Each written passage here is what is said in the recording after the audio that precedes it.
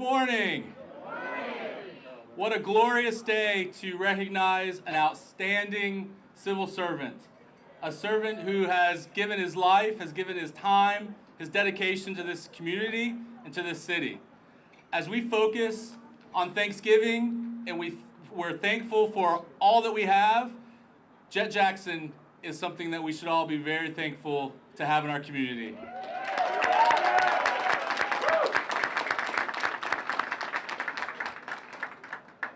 My name is Mike Jeffries. I'm the Parks and Recreation Director. Happy to be with you here this morning. Honored to be working with Jet. I've worked with Jet for 20 years, and I can tell you that the last 20 years have been amazing. Jet is an amazing role model. He's a mentor, and he's a guiding light. Just want to thank you one more time, Jet. I know we've talked about it many times, but thank you again. We are going to jump right into our program. As you can tell, we've got a number of speakers. When you're putting a program together for Jet Jackson, it's difficult to pare the speakers down. So we've got our list here. We've checked it twice, and we'll start moving forward. Thank you, Mike. I also see former Councilmember Leslie Curran is with us out here today, too. And in St. Petersburg, we like to say that the sun is shining on us, and today the sun is shining very brightly on Jet Jackson. You know, when we think about Jet, and it's hard to believe that this man has worked for this city for more than 50 years. I think it says in the program he was 16 when he started, but I think he was 5 when he started working for St. Petersburg. And with 50 years, you always are learning something new about this man, and in the program it mentions that he brought Ken Robinson to Wildwood. And for those of us who knew Ken, and he was my basketball coach, although he did tell me if I ever tried out for the team again, he would personally shoot me. But I think Ken would be smiling today. He would be very proud today. You know, in St. Petersburg, we historically have not named facilities after someone who was living. We always waited till they passed, but there was a good reason for us to change our policy this year.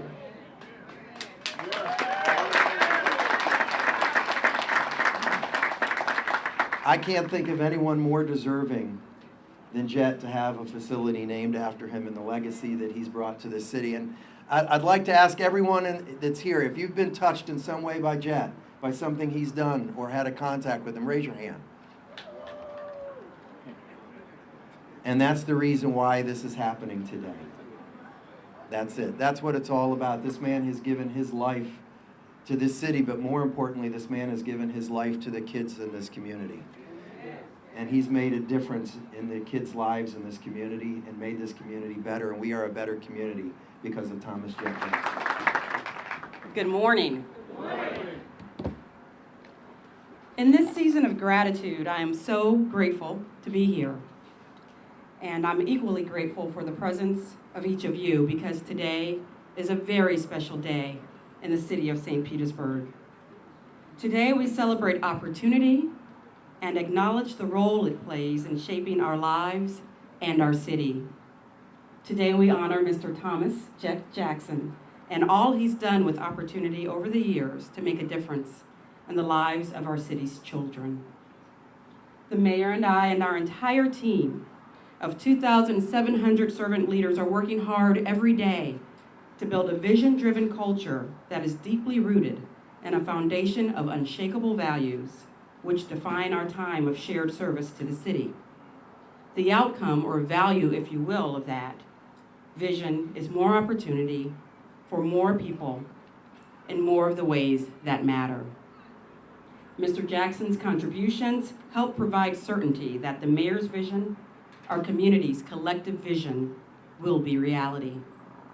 We have a platform full of leaders today who've all come out this morning to share with you the significance of this day.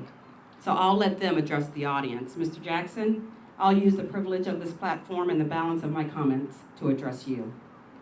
To say thank you for more than a half-century of selfless sacrifice that manifests most in the lives of our city's children. We are truly fortunate and blessed to live in this place, in this time, in this city of opportunity, where we can dream our biggest dreams, work hard, and then see them come true. as evidenced by you sitting there, as evidenced by me standing here. I was born and grew up in this wonderful city alongside your daughters, who are dear and cherished friends. These are our parks, these are our camps, our schools. So we know how far our city has come, and we know how far we still have to go. We know that the opportunities we enjoy are harvested from a field of sacrifice planted by you and those who came before us. We also know that now it is up to us to till that field of dreams, ensuring it continues to yield a harvest of opportunity that serves every corner of our community. Today, together, we plant the powerful seeds of acknowledgement and example. Acknowledgement of your transformational service to our community, and honor of your example of what is possible. Today, you help our city know that in this place and in this time, dreams can come true. When we honor our calling, as you have with your service to your community, your church, and most importantly, your family, dreams definitely come true. Congratulations on this unparalleled distinction, and thank you for all you've done. Good morning. As some of you know, several months ago, we were in the height of campaign season.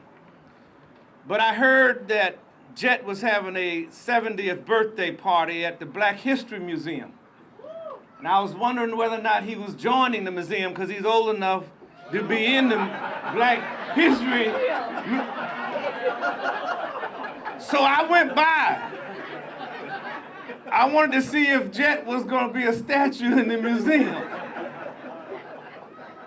And what I saw was family and friends hugging him, kissing him, congratulating him on another birthday. And as I left there to go attend a campaign event, I passed by Wildwood, and spirit hit me that this is where it began for not just him, but for many of us. Jet, I want to thank you. Bruh, when I saw you make that high dive from the high diving board, I knew I could do it. I just didn't know I'd fall on my stomach. But some of y'all remember Jet on the high dive. And the next day I called Councilman Wingate. I say, Wingate, we got to name Wildwood after Jet. Wingate said, what happened to Jet? Is he Roussan? Is he all right? Because we don't usually, in the history and tradition, name after living persons. But Jet reminds me of the 3 G's. Deputy Mayor talked about gratitude. Today is our way of saying thank you, Jet, for what you've done for this community, this neighborhood, this city. But also giving. When I visited with Rhonda and I asked her, what made you fall in love with Jet? She said, because he was such a giving man. Give, give, give to everybody. And lastly, the other G that I think of is Galatians 6:9. Let us not be weary in well-doing, for we will reap in due season if we faint not. Jet, you haven't fainted. For a long time, you have not fainted in this community, and this is your time to reap, and we're here to enjoy it with you. They say, give them flowers while they yet live. Bro, this is your flower. And in closing, let me call a few names. Names of black men who have given of themselves, and this community has honored them. Names like Morris Milton, James B. Sanderlin, Douglas Jamerson, Frank Pierce, George Perkins, John Hopkins, Newton Williams Football Stadium, and today, Thomas Jet Jackson Recreation Center. Thank you. Now, when I looked at this program, and Darryl called me last week, he said, I'm gonna go after you. But I get here today and see him going before me, and I'm like, yeah, I'm gonna be able to follow that. But I'm gonna do my best. That's why I always say Psalm 19:14. Let the words of my mouth and the meditation of my heart be acceptable. So I don't write many speeches. This is what God has placed on my heart. So all my job is to say it. And let it be acceptable. This might not be for everybody, or for everybody. Yeah, you hear me now? but it means the world to me. And Daryl did. I never forget it. I was sitting at home with my wife. It was about 10:40. It was late. That's why it startled me. And then Daryl called. I said, Daryl. And I picked the phone up and said, hey, look, we should name Wildwood after Jet. And I paused for a minute and I said, I don't want to hear this, but what happened to Jet? And he told me nothing happened to Jet. I just thought that after leaving the ceremony when they were honoring him, that what a better honor to have the Wildwood Recreation Center, which is bookend by the Jenny Hall Pool, named after Thomas Jet Jackson. And I said, we can do that. So I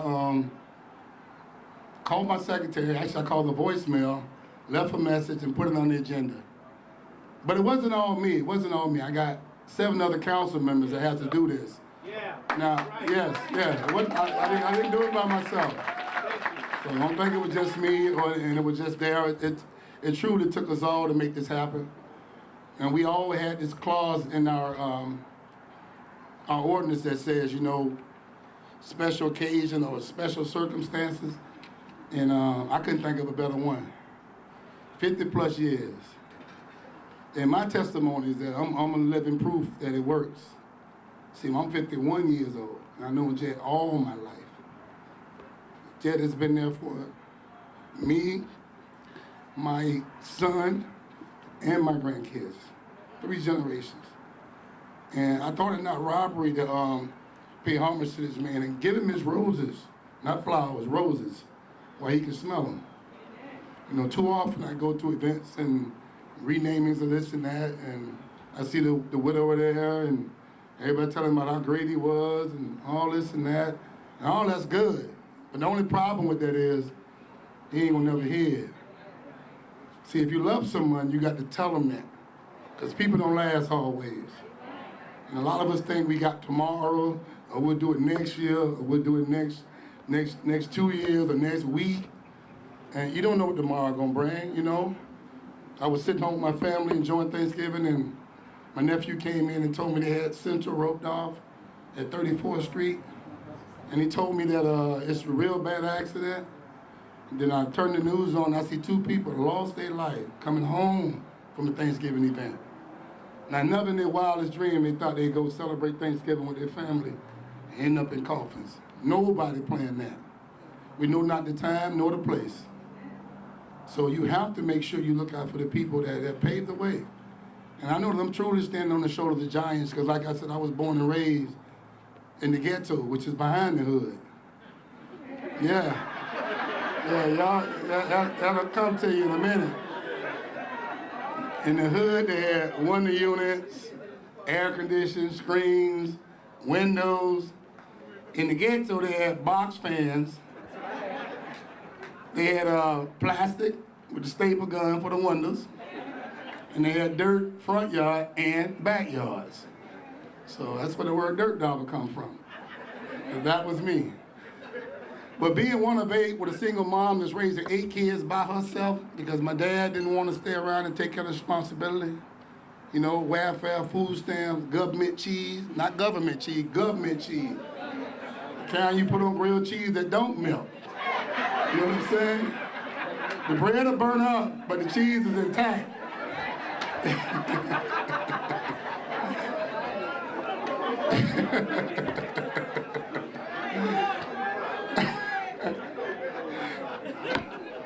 Yeah, y'all don't know what I'm talking about. You don't know what Lord is either, do you? And I'm not talking about that Lord, I'm talking about Lord. But the government cheese, the food stamps, welfare, free lunch, reduced lunch, summer jobs, after school jobs, you're looking at it. But everything I'm not made me everything I am. Yes. And I took full advantage of every opportunity. That word opportunity. And I had a lot of people around me pulling for me. Mr. Jackson was one of them. You know what I'm saying? When I got in trouble, we came out here to Wildwood to do our community service. It consisted of take out the garbage for 20 minutes and play basketball for 7.5 hours. Then I'll sign your sheet and you can get on with it. So whenever they gave us that opportunity to take an option, we always say community service. That Mr. Jackson gonna take care of us. When I think back to those days at Northeast High School, when I was 15 years old, I met another young man up here, Councilmember Dudley. Coach was in the school system for 38 years. At 15, he told me I could be whatever I wanted to be. And I'm mindful of Mr. McCullough at Northeast High School, who also told me, he said, Newt, you ought to be in shop. And I told him, I said, I don't want to be nowhere for no 2 periods. And he told me that you can learn heating and air conditioning. And I said, what am I going to do with that? But I know there's a God because he never gave up. He sent me that angel. But for my own personal reasons, he got me. He said, we get to drive the teachers' cars around and work on them. And I said, we get to drive the staff cars? And sign me up, you know? And it was important, and I'll tell you why, because right about that time, being a father at 15 and a half years old, my dad wasn't around, no one to guide me, you know, I was ready to check out. Mom struggling, so hearing those words from people like Mr. Dudley, Mr. McCullough, and then knowing we got people like Jet Jackson, Mr. Singletary, Mr. Jenkins, Charlie Ford, all these strong black men that showed us the way, that would not let us give up. And that's what made me so determined. You know, last month, our new Chief Harmon gave us a report. And he told us to date, in 10 months, we've arrested 1,970 juveniles. Those are all the babies in the city. October, it was 220 babies, 11 to 17 years old. We're gonna need a whole bunch more Jet Jacksons because we're losing our future. That's what's happening. And while we caught up with our stuff and our status, they're going after the babies and they're going after them in a major way. But I pray that I'll live to be able to fight just like Mr. Jackson has done for me.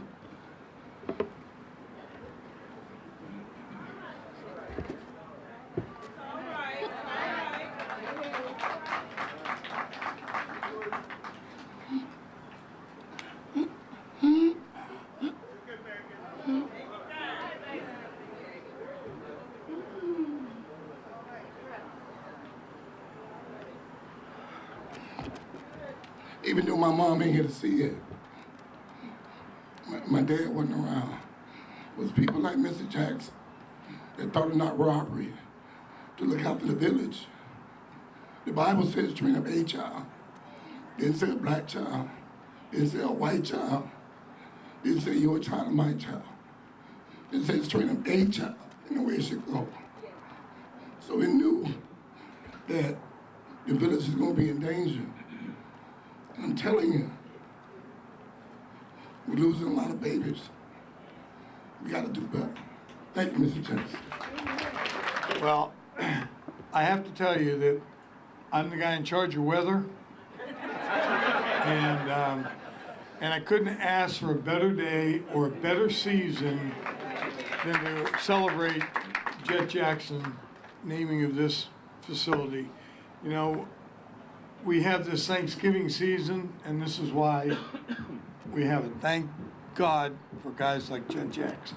He is one heck of a man. I was trying to think back when I first met Jet. I was, as most of you know, I was a teacher and a coach up at Northeast High School, and I had to get certified in lifeguarding and my WSI course, and I took it from Jet Jackson. I think it was 1970.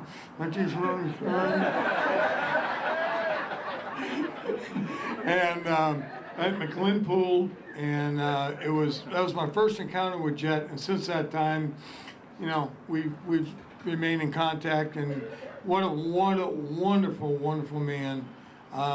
This community is very thankful, and I'm not just talking about the Wildwood community or Charles Park, I'm talking about the community of St. Petersburg.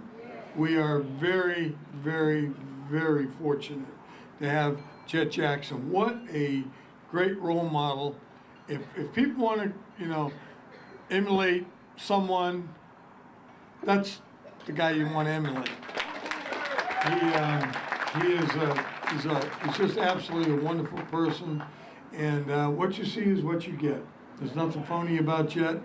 He's genuine, and I certainly, you're 70, huh, Jet? Jet, I'm in the club. I hope I look that good when I get to be 71. But in all seriousness, it's what an honor and a privilege to be here today, and to see so many familiar faces, and some of you I know, obviously, and some I don't. But this is a great day in the city of St. Petersburg. The legacy of Jet Jackson will be here forever. Naming this building, and generations from now will say, "Who is Jet Jackson?" And then you have the opportunity to tell them. And then people will say, "Wow," and his legacy will continue. So I won't take any more of your time, and I just want you to know that it is so appropriate this Thanksgiving holiday for us to be thankful for Jet Jackson. Thank you. Thank you. It's a pleasure to be here today. As a matter of fact, this is probably the most meaningful thing that I've done in 5 years on council and over 20 years working for the city. First of all, I'd like to mention two people that I know that Jet feels very strongly about. One is Ken Robinson, who was here for years working with Jet under Jet's leadership and doing tremendous work in the community. And the other one is his incredibly smart, compassionate, beautiful wife, Rhonda Jackson. And truly, this could and perhaps should be the Thomas Jet Jackson and Rhonda Jackson Recreation Center, because it's a true partnership and it's a true example in a world where things come and go really quick. To have something last for so many years and to be so strong is truly an example. One of the transformative experiences of my life when I was about 18 years old was walking into the gym, and not this nice air-conditioned gym that the people now have. It was right over there. It was right there. And it was like an oven in the summer, but walking in with 300 kids to come and work 3 summers in a row for Jet. And it was just an amazing experience, and it really informed my life. And I want to say thank you to Jet, because each time I was promoted in the city, Jet was instrumental. And I really appreciated that. And in addition, I want to say thank you for the things that I learned and the things that I came to understand and the things that I saw firsthand. You know, like taking a group of African American kids on a field trip. I'll never forget this. It was just an experience. And walking through Seminole Mall to go to a movie, and everybody kind of staring, me looking and saying, "What is everybody staring at?" And you know, you don't always feel that necessarily as a white person, but it was a good experience for me to get some of that experience and to understand a little taste of what that's like. Jet exemplifies faith, and Jet has a deep and abiding faith. And the great thing about Jet is he lived it.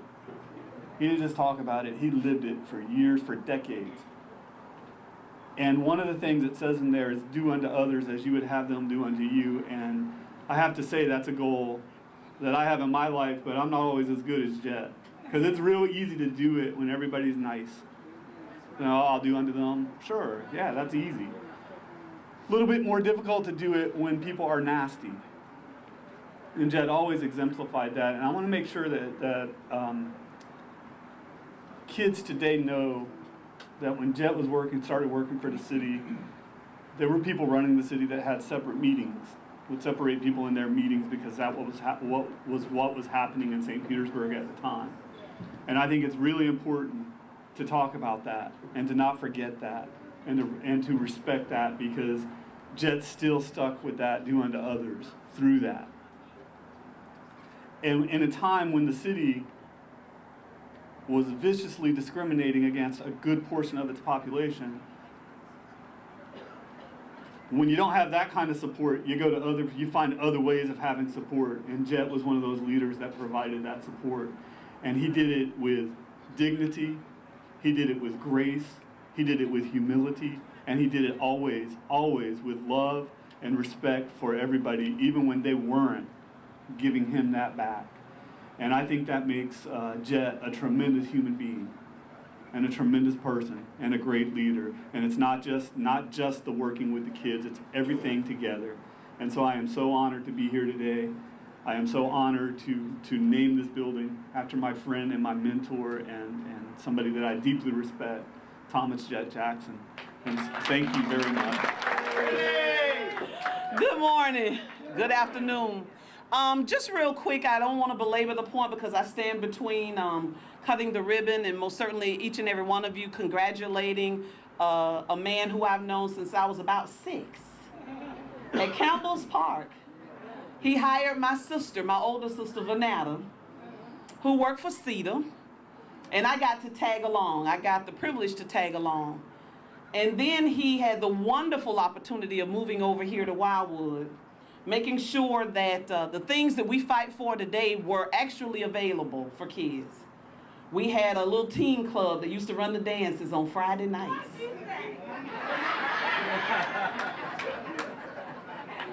And then we had people that would throw us off the diving board, Daryl, like Creep Man, Dunbar. And they created a swim team. And I met some individuals that I hadn't seen in a while who I grew up with, and we were all on the swim team. Couldn't swim a lick, but you learned after they pushed you in a few times.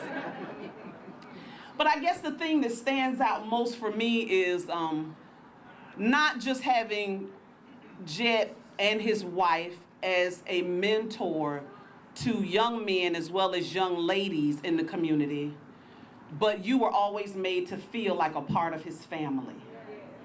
I've been invited over with my family for Sunday dinners, and Jet could cook. But you know, it's something that's called cooking with love.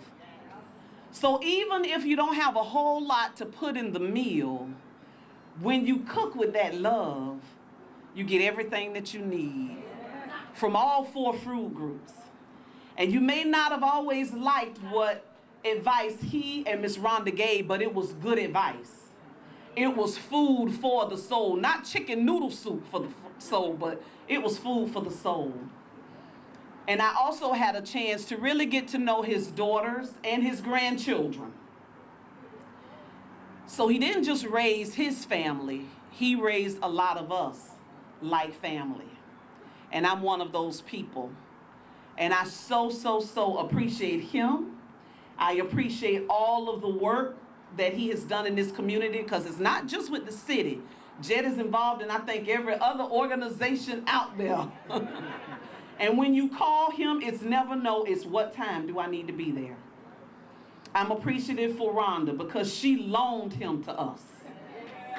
She loaned him to us. Because there were many a night he was not home, he was with us. There were many a holiday he spent with us before he got home to spend it with his family. So to Rhonda, we say thank you for giving us the man of the hour. To his family, his children, we say thank you for letting us have your dad as our dad. To his grandkids and great-grandkids, we say thank you because he has shown us what it's like to be a real man and to have a real man raise our young men in this community. So thank you.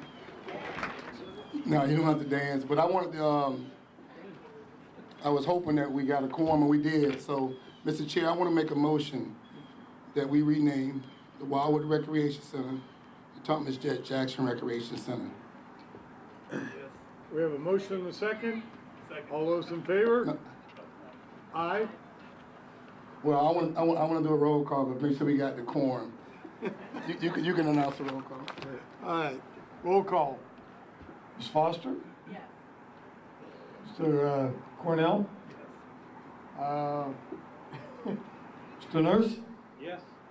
And my Yes. good buddy here, Mr. Newton. Yes. And Chair says yes, it is a done deal. Thank you. Before we cut the ribbon, I've got one other quick item.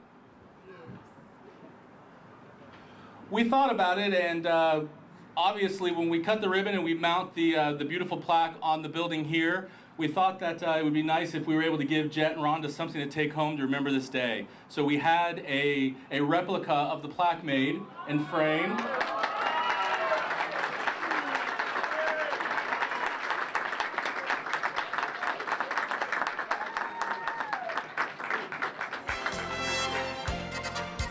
One, two, three. Thank you very much.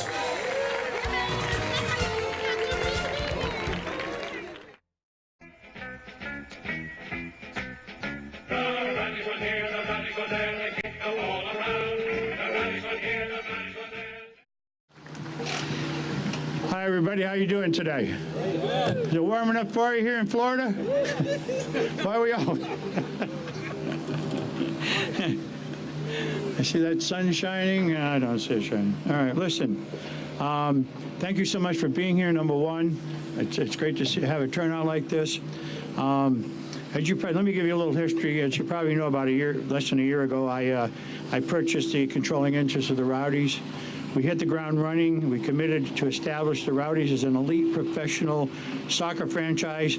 We committed to create a top-notch fan experience, and we're already taking steps to make that happen. We really had a fight for the manager of the stadium.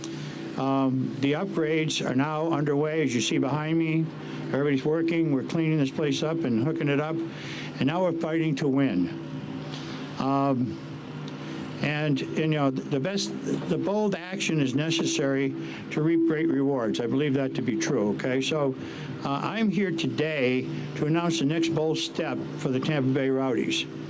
I have named Farouk Qureshi President and General Manager of the club effective December 1.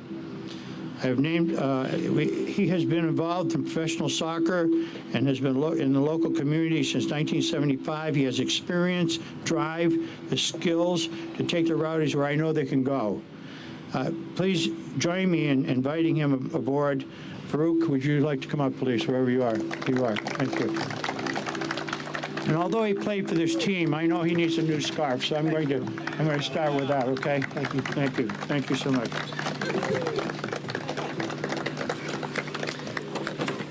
Thank you, Bill. This is a full circle kind of day that even great writers could not have scripted. As a young boy growing up in England, my only dream was to play professional soccer, and the Tampa Bay Rowdies made that a reality in 1975. That then became the catalyst for my eventually being able to run the World Cup and then the Tampa Bay Mutiny in Major League Soccer. Now here I am again, and it almost feels like coming home. I want to thank Bill Edwards for this opportunity and for his visionary, some might say stubborn, willfulness for not just buying the team, but for providing the financial support to make us the envy of the league. I look forward to working with Perry Vanderbeek, Lee Cohen, Ryan Helfrich, Ryan's mob, and all of our business partners to bring entertaining soccer and the highest level of play to our fans. But I've got to say that this job is really a job for two people. And that second person has always been my wife, Lisa Brock, and her support and encouragement have motivated me to achieve the success that I've enjoyed in soccer. So thank you, darling, for that. And I'd also finally like to say thank you all for being here, and I look forward to working with all of you as we make the Rowdies one of the best teams in the country, if not the best. Thank you.